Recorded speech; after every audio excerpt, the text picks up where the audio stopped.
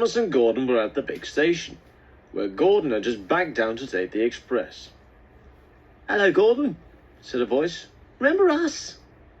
Gordon was late and not in the mood for guessing games, but he thought he recognized the voice. "Pip," he ventured carefully. "Or is it Emma?" "It's me," Philippa laughed. "Well, one. Emma's at the back today." "Why are you here?" asked Thomas. The question was answered at once as the Fat Controller arrived. "Philippa and Emma," the Fat Controller began importantly, "could be very helpful to my railway." "Yes, sir," agreed Gordon, though he wasn't sure why. "Too much time," the Fat Controller went on, "is wasted by changing the engine of the express at the other railway. Our timetable is too slow." Suddenly Gordon realized what the Fat Controller meant. "And if Pip and Emma were the express instead of me pulling it, there wouldn't be a changeover." "Exactly," agreed the Fat Controller. "Well done, Gordon." After that, the Fat Controller often saw Pip and Emma at the big station. "You're doing well," he would say kindly. "I'm very pleased. My plan is working." One day, Thomas was at the junction when, with a cheerful "Good morning," Pip and Emma hurried by.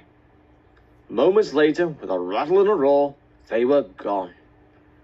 "They're a great success," remarked Thomas's driver, "and Gordon loves it. He says he can now do 2 trips a day instead of 1. A little later, Thomas set off along the branch line, with Annie and Clarabelle following cheerfully behind. Today, there was an inspector on Thomas's footplate, so the small space was quite crowded. The inspector was assessing Thomas's firemen for a possible promotion. They stopped at a station by the river for Thomas to take on water. While they waited, Thomas saw something white on the rails in front. "What's that?" he asked. "Just an old newspaper, I expect," said his driver. "Come on."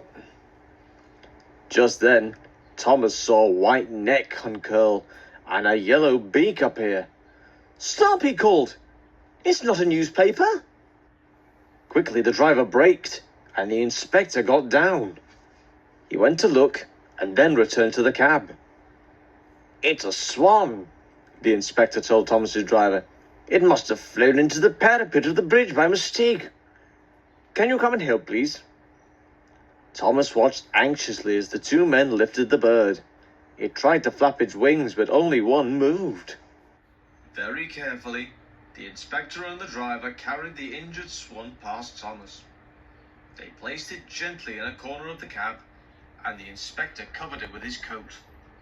"Off we go, Thomas," said his driver. "Be as gentle as you can." The fireman had told the signalman at the river station what had happened, so they had a clear run to the top station. When they got there, the inspector took the swan in his car to a nearby vet. The vet reset the broken wing and kept the bird in his surgery garden until it was strong enough to fly. Then he went with Thomas to the river to let the swan go free. Word of Thomas's rescue spread fast, and soon all the engines had heard about it. Pip and Emma congratulated him when they saw him at the big station, and so did the Fat Controller. Gordon, too, was very proud. "Just think," said Pip. "If it had been us as the express, we wouldn't have been able to stop." "And now we can add injured birds to our list of passengers," said Thomas proudly.